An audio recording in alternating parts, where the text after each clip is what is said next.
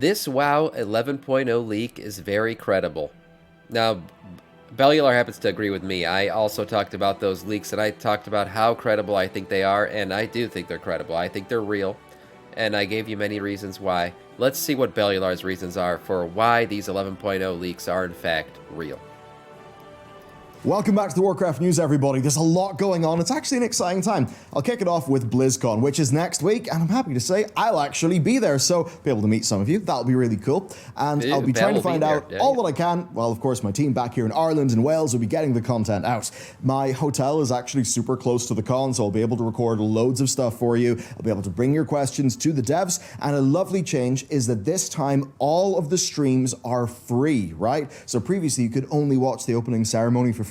Anything else would need a virtual ticket. There is no virtual ticket. You can watch them for free. So whenever the WoW Deep Dive panel is out, everybody can enjoy that regardless of having to spend money, which is so much better. And I mean, come on, you're Blizzard. You really don't want to be paywalling your good news, because if you do have good news, you need people to be able to see it. So that'll all be going down. Yeah, the only thing you pay for now is you essentially get the mount and all that other stuff. Those in-game goodies. If you want those things, you can pay for them. November 3rd, where we'll learn what's next for Classic, what our next WoW expansion is, and of course we'll see the return of Chris Metzen as a full-time Blizzard employee. He'll be taking the stage at BlizzCon and announcing the things in really the sort of only way that he can. At the end of the day, he was very instrumental. BlizzCon just wasn't BlizzCon without Chris Metzen, so I'm excited to see him come back. In the creation and the molding of this IP, and he does bring a level of thunder to the stage that can get people excited. Of course, the big question is, will they have the goods to back that up? To be honest with you, while I do think Dragonflight has had some misses in terms of content cadence, in terms of like the amount of class changes, stuff like that, I actually think Dragonflight has definitely been on the uptrend as compared to, say, the Shadowlands. So, hey, if that uptrend continues, I think we'll be in a really damn good spot. Yeah. As will you, if you check out today's sponsor, squarespace.com/Battleground Gaming. Last time, I told you about their bio sites feature, Fluid Engine, and Blueprint, and how those make building your web presence easier than ever, but it's actually not the end of what Squarespace are doing. They also help you run your business. They, of course, have fantastic email newsletter tools. That's true, Killer. Yeah, the spectral mounts are on the trading post this month. And I'll be honest, the trading post this month is kind of underwhelming lets you do for me. Free and paid memberships, and they've got a new what the hell furries did to you and why you hate them so much? The user experience for all of if I got into my, my furry dislike reasons, their appointments and invoicing tools also help you run your business. So let's say you're a photographer, you're yoga, massage, you're physical, you're digital, or you're a mix. Squarespace has got the tools to help you stay on top of your business. But if you love furries, I've been super impressed with their product cycle in 2023. They are shipping loads of great product launches, and with Squarespace payments rolling out, that pace is keeping real strong. So be it a simple portfolio site to show off your work to potential employers, a link in bio, or perhaps your business, Squarespace is there to help. Build your site for free today, and when you're ready to launch, send it live with code Bellular Gaming for 10% off. There you go. Use code Bellular Gaming. I've got a quick update since the main episode was recorded, and that is that a new build of World of Warcraft, build 10.2.5, has actually hit Blizzard's vendor server. What this means basically is we can't access it, but we know it's there. This is essentially what happens before something is available to be tested on the PTR. What that broadly means then is pretty much right after BlizzCon, 10.2.5 is going to be on the PTR, and we'll be able to test it. The big question then is, will that be some sort of last-minute nice thing before Christmas? I suppose that means the big question then is, will we get to play this patch on live before the Christmas holidays, or will this be something for I can't believe 10.2.5 is already just around the corner. What I'm keen to know is the narrative side of things, and that's because, well, Farak will be dead. Eridicron will be at the other side of his big void hole, so we don't know what's going to go on there. It'll get fixed. And Tyr, of course, Tyr will be sort of back, right? We're going to go to Suramar, we're going to get his memory disk from back in the past, we're going to jam it in his new body, and then he's going to spill all the beans. So that means it'll probably be directly bridging us into the next story of Warcraft, which is whatever the hell we're going to hear in a few days at BlizzCon. Perhaps we'll see you there. Leaks then. There we go. The sound is fixed. 10.2.5 leaks that on the PTR is crazy to me. The patch cadence is very fast, and I also think they're going to reveal, so we don't have the full map yet of the year, or like what's going to happen going forward. They're probably going to reveal the map. You know how they did for last season, where they showed like what's going to happen in the fall, the summer, the winter, and every patch and when they're going to hit. I'm sure we're going to get that, and it's going to reveal 10.2.5.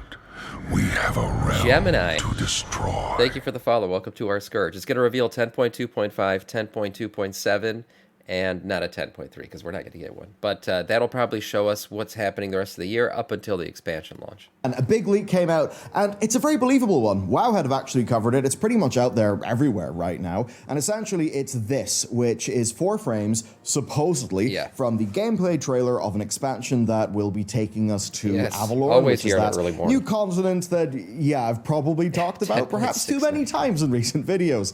TLDR, right? A group of people that Odin thought were kind of like mean heretics. They lived there. This is all many, many, many thousands of years ago. It looks like it was like locked off behind something named the Storming Sea. You can check out this video for the full lore. He's talking about Avalor. It's actually quite neat, all of that lore. So what we see here is 4 zones. We've got some ice, some desert, some jungle, and some of a misty forest. Essentially, these are all like stripped from the narrative, though, from the fantasy of the new expansion, from whatever its lore impetus is.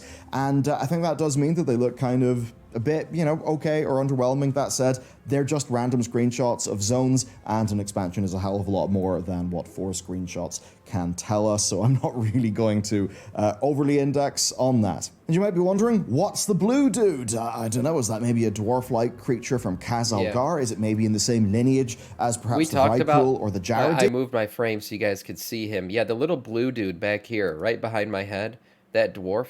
When we did the breakdown of this stuff in my other YouTube video, that scene right there is Khazalgar. You can see the flying dwarfs back there, on their griffins. You can also see a giant dwarf statue back here with a big hammer in the sky and everything. And this stony boy dwarf right here, that's a new model right there. It's got some like weapons that are kind of part of his hands. It's really cool looking. These stony boys fit right in with the Khazalgar stuff that we heard about, because all of these elemental-looking dwarfs, that was stuff that was leaked a long time ago, and it fits in with all the prior leaks about that zone. Because there's a few interesting threads that could be pulled from the Dragon Isles over there. As an example, there's an old Vrykul shipwreck that you can find on the Waking Shore. Okay, let's talk about, veracity, though. Is this real? I'll tell you what, if this is fake, this is an incredibly good they did fake. very good if it's This fake. is one of the more high-effort ones that we've seen, truly. Now, number one, there's no way that an AI will wholesale generate something like this. Dolly 3 and Midjourney just can't really achieve that level of what they call coherence that you really see here. Now, could you harness some of those tools to make, textures and that sort of thing? Yes, you could, and you could composite those in. But speaking of the compositing, at least at this resolution... The reason why I think these things are real is not because they look legitimate, as he was just describing, because we recently watched an entire expansion reveal for a fan-made expansion video cinematic. It looked amazing. It looked like something that Blizzard would drop themselves. It was honestly amazing, and that's up on my channel now. But that wasn't the reason why I thought these looked real, because a person can put in the effort and time to really make these look legitimate, like with this text and everything, the backlighting. The reason why I thought they were real was because all of these things here, these 4 zones, really fit in with all the other leaks that we've heard. Like, everything fit in perfectly. There was nothing in any of these images that stuck out as oh, why that doesn't look real. And it really lined up with the image that they also leaked of the website.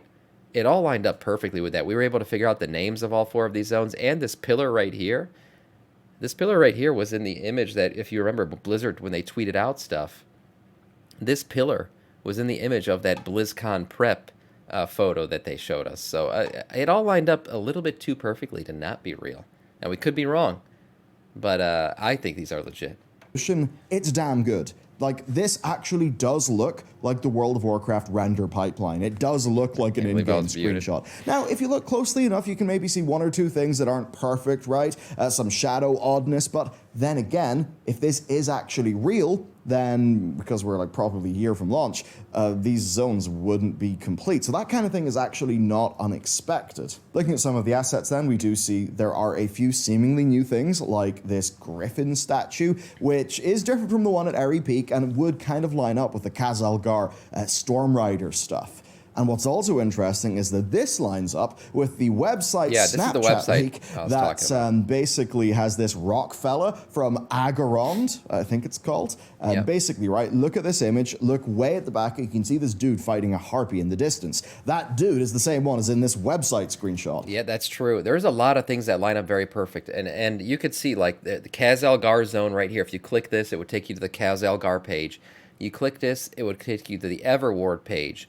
And then there's this Agarand page right here. Khaz-Algar was down here. We were able to cross-reference all of these and these 4 points to line up perfectly with these 4 images to essentially give us the names of these 4 zones.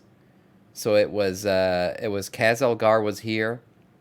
We had the Agarand zone, which is the desert zone right here. And then we were able to also figure out that, where is it? The Everward was one of them, and the other picture was Avalorn. So the Everward was the green zone, right here, and then Avalorn is just the general name of the continent. So like it just lined up too perfectly to not be legit. Now again, someone could have put in all this work and made it look legit, but it's certainly there is nothing in here that sticks out that tells me it's not real. Mix, Or Squarespace that it's has got the that it's what's it called? It's not that it's a fan-made thing. I think it's called. Basically, right, look at this image, look way at the back, you can see this dude fighting a harpy in the distance. That dude is the same one as in this website screenshot. So, or, you know, supposed website We're going to space again. It's screenshot, fake. but like taken by somebody using Snapchat, I guess, because that's just how leaks happen. So this could obviously just be the same person, you know, dropping like little breadcrumbs here and there, trying to craft together a whole thing. And if they're doing that, they're certainly doing a pretty damn magnificent job. But yeah, I think for a lot of people, like The birds and the one does Avalorn. make Yeah, it some look people have very, said there's these little birdies right here, and that's why they think it's fake. I don't know. Come on. Why would that make it fake? very real. Anyway, if these are leaks, they are incredibly good leaks. Now, some people have done things very like well made. breaking down the assets. Zellerin, who has found like loads of asset reuse, been breaking that down on Twitter. Oh, wow. A few of the other data mining folks have been as well. But even with that, there's broad consensus that if this is a leak, yes, it is incredibly done. Very well now, done. you might be wondering, how is this done? Well, it could be done by somebody... That helm kind of looks like the helms that we saw on the as future trading post items. You guys remember the Griffin Rider dwarf helms? That kind of looks like one right there. That's interesting. I hadn't seen this this tweet before. This done? Well, it could be done by somebody in Blender, right, doing a bunch of custom stuff. Can't wait for this or snap they to could be be doing real. some interesting It's things possible. with a local client and then touching it up in possible. post, which, while that does sound like a super hard to do thing, it is eminently doable by those people who are in the know. And you could then say that if there are any artifacts of this kind of being created by somebody, that those could be somewhat hidden by the low resolution. Of course, we will know for sure in a week, so I'm going to just leave it at that. I suppose, Yep, drop we'll a know comment. tomorrow. Do you think this is true, or do you think it's false? A Crown of Flame. This is a pretty neat cinematic. And a while back, Matt and I, right, we talked about how we think, based on a lot of WoW's very successful trailers and cinematics. Think Warlords of We'll know Draenor, Wrath tomorrow. of the Lich King, Legion, the patch 5.4 trailer. That thing was so good. And they're one of the best ways to like just inject the feeling of Warcraft into someone's arm is a gruff voiceover from a villain who really, really wants to kill you. And funnily enough, this new cinematic, A Crown of Flame, is doing exactly that. It's setting up patch 10.2. Of course, Matt Mercer's portrayal of Farak is perfect. We have cool throat dude music, which is very ominous. And somehow, right, we're able to just have our The villain weapon looks repeat badass. just how pissed off he is at everybody for 2 minutes and have it work. Because it turns out, if something could be cringe, you could step away from it, or you could just double down and double down and double down. And I think that's what Farak is as a character. Overall then, I think this does a fairly good job of building up that tension. We see like the characters that we know kind of getting ready for war, right? Getting ready for something bad that's coming, rather battle. than what we've got a Yep. lot of, which is just shot, reverse shot, talking about feelings. Like, yeah, I get what these people feel, but also they're supposed to be like really powerful, capable characters. I want to see them get ready to, you know, do the stuff they do best. Agreed. And also, hey, we do have the star of the show, Tyronda's back muscles. All right, lore analysis time. Farak is very much his own dragon. He says, "My brother thought he could control me. And that's a kind of funny yes or no thing, because Farak is obviously a total crackpot maniac. Yeah, I think Iridikron knew knows he's just going to go and do crackpot maniac shit. Yeah. Clearly then, Iridikron's plan is to use Farak. Now, Farak may think to me, Iridikron knew that this shit was going to happen, and he just wants to use Farak as like a distraction, essentially. That's what he wanted to use him as, and that's what he's becoming. But remember, Iridikron told Farak to go sit in the void shit and take on the Shadow Flame and stuff. That was part of the plan, and I'm sure he knew it was going to drive him even more crazy. But I think he just wants Farak to be something that we have to deal with while he goes and does his big brain plan with Zalatash. that he's in full control, but so his out of controlness is actually going absolutely mental. That's all that Iridikron really needs. He just needs Farak to be a bit of a big distraction, right? Go for the tree, buy Iridikron time to do big evil Iridikron things, and from the perspective of Farak, Farak is kind of broken free to be his own angry dude. Also, note that you might think he's fully in control, but the Shadow Flame's corrupting influence, the color purple, is there, right? Now, that Shadow Flame is very, very powerful. It does corrupt, though. It's, Deathwing, right? Deathwing and all that. Now, Shadow Flame is, of course, connected to the Void as well. Then I would have you think about all that business that we did with Sarkareth and the Echo of Neltharion in Aberrus, where, of course, the Echo of Neltharion just turned out to be a faceless one. Now, Iridikron has obviously struck some sort of deal with Xalatath. Xalatath is a Voidline creature that we think may even be the sort of remnants of a fifth Old God, perhaps, based on some cool lore that's been floating around since Legion. So that means that while this Void doesn't let Iridikron mind control Farak or, anything that would be terrible like that, it does, I think, mean that, Iridikron knows what's up. And of course, as for Farak, it turns out that if you throw somebody in solitary for a few tens of thousands of years, they will come out just a little bit cracked in the head.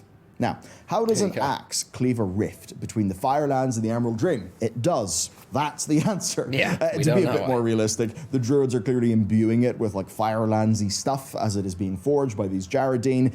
So it's got that deep primal energy. There's also a whole bunch of Firelands runes. I can't wait to get this I know weapon. you see runes, you might think, oh no, it's Zoval's plan. Don't worry, I don't think the Chuckler is involved in this one. Now, going to the big picture, this is just the energy that I think is cool, that is fun, that is what Warcraft needs to be. And if the Black Dragon Succession plotline, if that was the B plot of patch 10.1, and instead the A plot of 10.1 had us focused on frantically defending the world from this turbocharged Shadow Flame Farak, actually having questing content against Farak with the big named dragons, I think that would have been really cool. The idea that a lot of our story is holding the line against him, while the raid has us clearing out Aberrus. Because if we just had more screen time with Farak, I think a lot of this would actually land stronger. And this is where I do get a little suspicious. Patch 10.1.7 is called Fury Incarnate. And it doesn't really do much to justify that name. It has a few minutes of Farak in its plot, and not that much else. So I suppose what I'm saying, right? 10.2 does look pretty damn solid. Between its content, how it handles the dream, I think it'll be a good, fun between patch. Farak actually being kind of a compelling portrayal. But I do have to wonder, have plans changed?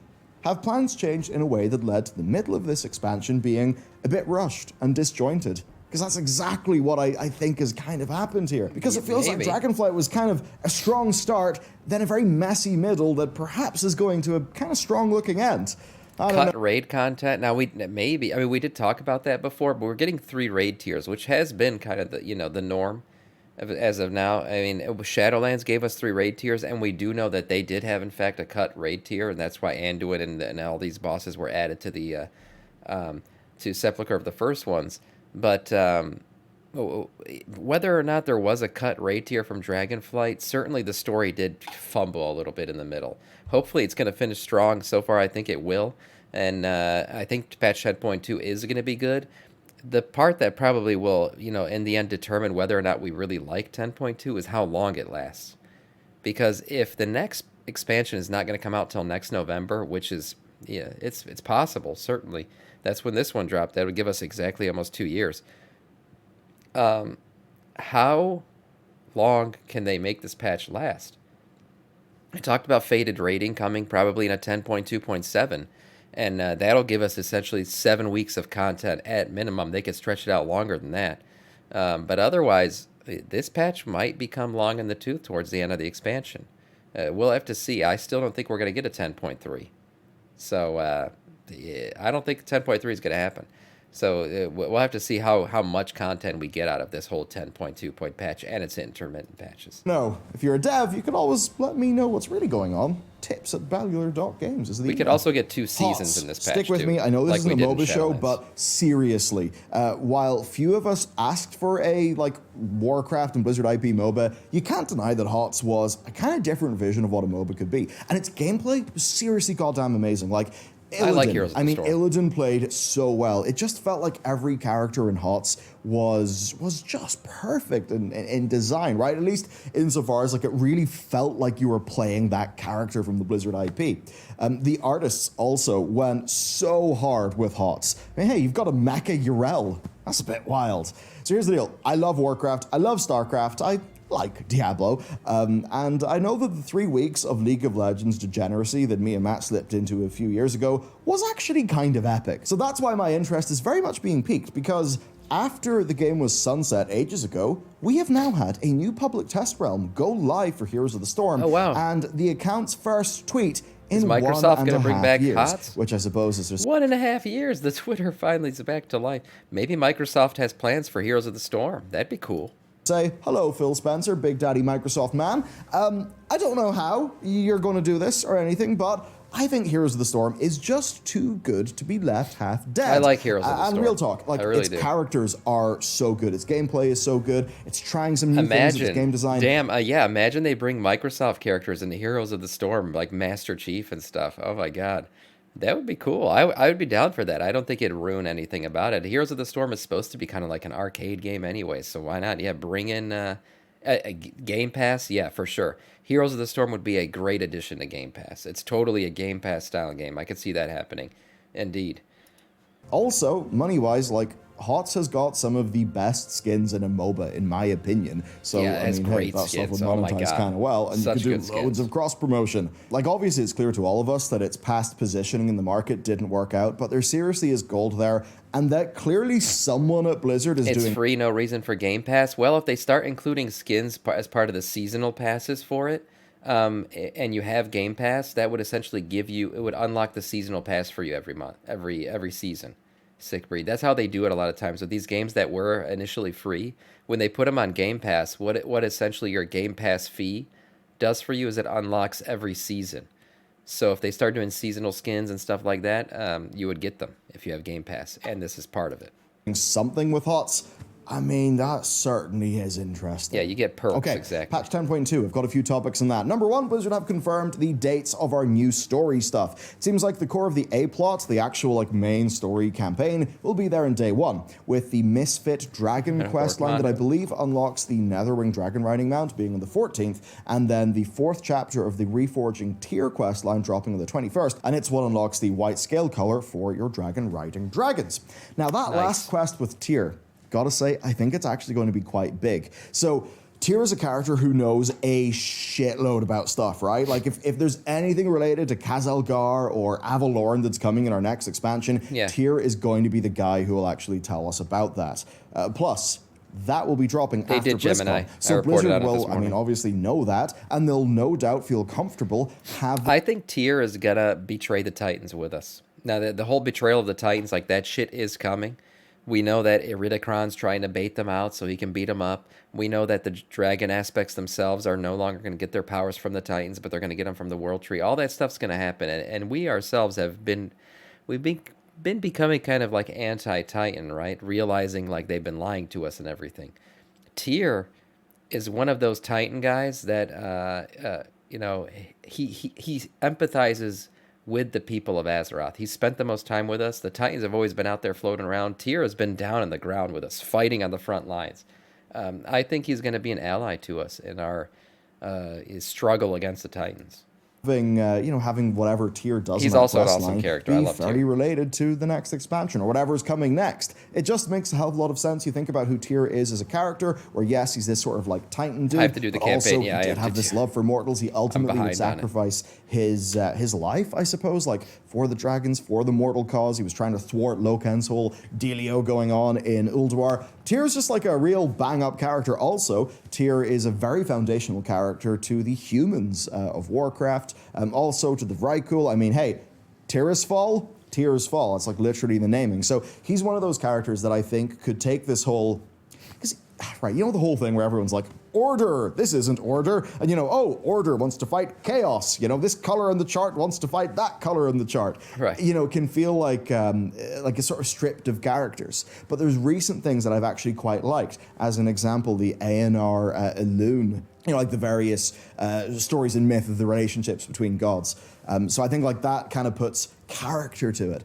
Then you've got characters like Odin, who's a big jackass, and Tyr, who is seemingly, he did some. I would love to see Odin and Tyr go at it in a cinematic. Now, I would think Odin is maybe more powerful than Tyr, but maybe like Tyr along with us, we fight Odin. I could imagine Odin becoming a raid boss in the next expansion. Things that he might regret, but is I would like to cool beat up stand Odin. up I think too. he's a jackass. It seems like that is how we actually have these larger, big sort of cosmic-y things actually feel like they're real characters who we care about. Right, and we actually find to be interesting. So I'm quite looking forward to the fourth stage of this Tyr quest. The last thing that we did was reform the Tyr's Guard, and the next step is basically... Why would we fight Odin? Because Odin is a perpetrator of the lies.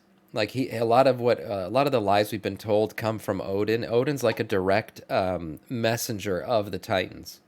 Right, and he's definitely Titan aligned. He's been all about like, maybe we should just wipe out Azeroth. Fuck these guys. Maybe if they don't want to listen to us, we should just kill them all. So Odin certainly is a boss that would be against us if we ever fell off in terms of our alignment with the Titans.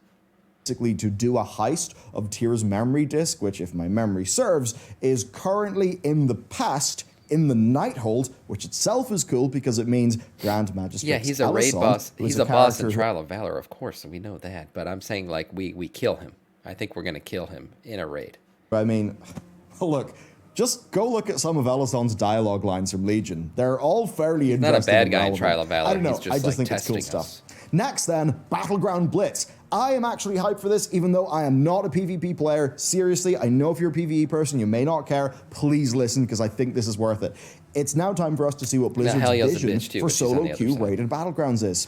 It is a 8v8 with tweaked map mechanics for a more brisk pace. As an example, control points are captured in 30 seconds down from 60. Objective claiming cast times are down from 6 seconds to 4 seconds, and there's a new buff called Swift Pursuit that increases mount speed by 150%, which of course makes sense because this mode is 8-a-side. So this is 8-a-side, but maps are generally designed for slightly more players, then that faster move speed will, kind of make it feel, I suppose, a little bit more reasonable for that number of players. Nice. There's also a bunch of new power-ups, and they've also tweaked loads of the maps. As an example, in Eye of the Storm, 2 out of 4 nodes are active at a time, and the points actually generate faster. For Arathi Basin, it's got the 5 nodes, but faster resource acquisition, and a real interesting change where capping a node claims it for 45 seconds. After 45 seconds, it needs to be recapped, which I suppose is, well, encouraging defending, right? It's encouraging a lot of that team communication. It'll be interesting to see how it plays out. Warsong Gulch and Twin Peaks have got the flag carrier debuff stack twice as fast, and the maximum game length in them is 12 minutes. Queuing, of course, is cross-faction, and gear, as long as it's above eye level 312, will scale up to item level 472 in PvP, which is 3 item levels below Season 3 Honor gear. So yes, the gear still will make you more powerful, but you're not turbo screwed if you don't already have a full set of Honor gear. And as for isn't 475 like the highest item level in the game right now? Is there a way to go beyond 475? Because this goes up, that PvP gear goes up to 472. Your first win of the day is 100 Conquest. Extra wins get you about 50, and losing by a narrow margin gets you 25 Conquest, which I think is a really neat touch. This is also going to come with 2 weekly quests and a bunch of achievements for completing and winning matches. My personal opinion, this, right, is that this could be absolutely goddamn massive. I know that, like, Arena kind of kicked off as the competitive PvP, like, main mode. And, you know, we have the Arena World Championship and all those things go on, right? Sure, that's fine. But you know what? Sometimes maybe you want to play a really sweaty game of Counter-Strike or, you know, search and destroy in Call of Duty. Other times, maybe you just want to go into a playlist and shoot up some boys. Because, hey, it's a shooter game. That's what you do in those games. And the reason why I bring that up is because, you know, rated BGs, right? Big, serious sort of thing, you know, queue times. You feel like, you know, you've got all this organization to do. So if a match doesn't go well, I imagine people get extra pissed. Whereas in this, it's like, hey, I want to do some PvP. Hit button, queue, go. Just in the same way that Solo Shuffle did that for Arena. But the thing is, I think this type of objective-based mode has a larger total addressable audience than Arena. Because think about Arena. It's sweaty. Arena is turbo sweaty as hell. Right? Because, I mean, yes, the different arenas like... There's a reason I don't. Arena, honestly, that shit not only is sweaty in terms of like how the gameplay works, I actually sweat when I do Arena. My palms get sweaty. Knees weak, arms are heavy, vomit on his sweater already, mom spaghetti. I'm from Detroit, so it makes sense for me to say that, but I can't handle it. I can't handle it. That shit makes me so nervous, and I prefer to like my gameplay to be a little bit more, you know, at ease. Throw little mechanics and things, but think about it, big picture. It's fighting other people. It's quite stressful and absolutely, you know, you're going to have to be pretty damn amazing at playing your class to outplay other people. Whereas here, there are other dimensions to one's success or failure, right? How you're playing the objective, matchmaking is a very hard thing to master. All that stuff. So I think this could really just crack the game mode open, and to be honest with you, Blizzard just kept on adding new battlegrounds to the game. But they didn't change any of the systems, so you're either just... you know, queuing up a bunch of them to get some honor, or maybe being one of the, like, several people who does RBGs. I really don't think that development, really, that dev work would make much sense. And I think that's probably why Blizzard haven't been making Battlegrounds much recently. So, I think if this is successful, it could actually crack open a whole new part of the game for people. I would be dead interested in this. Just the way that, like, somebody could come home from work, hit up the queue, get some conquest, increase their rating over time, get better gear, actually feel accomplished, play some real content. It's better for casual landings, for sure. That could be pretty damn strong. And yes, in their blog, Blizz said that this is like, the big step towards us getting solo queue rated Battlegrounds. I think this is awesome. I'm so happy they're doing this test, and this should be pretty big for the next expansion. Right, to round up the news then, it is currently the last week of Turbulent Timeways, so it's a good time to level alts if you want to do that. Hallows End also ends next week. Definitely check it out. It's got its new hard mode, which is pretty neat. Next week. Blizzard have also nerfed a bunch of Outlier Aberrus trinkets, and they've buffed Mirdrasil ones. There's definitely maybe a bit more tuning needed. For sure, looking at the higher end community, I think they're a bit miffed. Like, as an example, as Jack pointed out, like, why was Rashok's Molten Heart ever so powerful that now it has to be nerfed by 50% in terms of healing, 70% by mana, and verse by 20%. Yeah, I suppose it's just the old balancing, you know, arms race. The dose makes the poison. It seems that with initial testing, some of Mirdrasil trinkets were just not particularly interesting and were kind of undertuned. That, of course, made an awkward situation as compared to Aberrus. Yeah, Killer, you probably did. There's massive nerfs across the board for all the trinkets if you haven't been keeping up with it. Bit challenging because, look, like, you always want to have the next tier have cool, exciting things. But how do you manage that? Because if every tier is kind of, you know, upending the next tier, you know, you're just kind of cracking the balance up and up and up and up. And then for Blizzard, I mean, obviously they've just decided to go a little bit YOLO with how powerful some things are. I suppose with them feeling safe that they can, I suppose, then nerf the hell out of them in the next patch.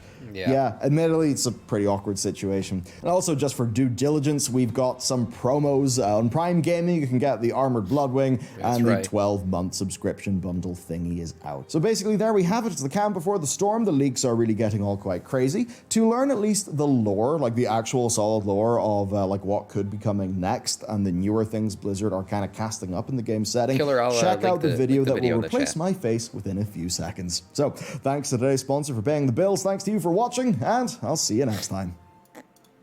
Another great one. Another great one from Mr. Bellular. Yeah, good video. A lot of interesting stuff. I agree with a lot of what he said. I still think the leaks are real. The PvP stuff's pretty interesting. The trinkets getting nerfed, sure. And a lot of events ending here as we get to BlizzCon announcements at 10.2. So much to be excited about.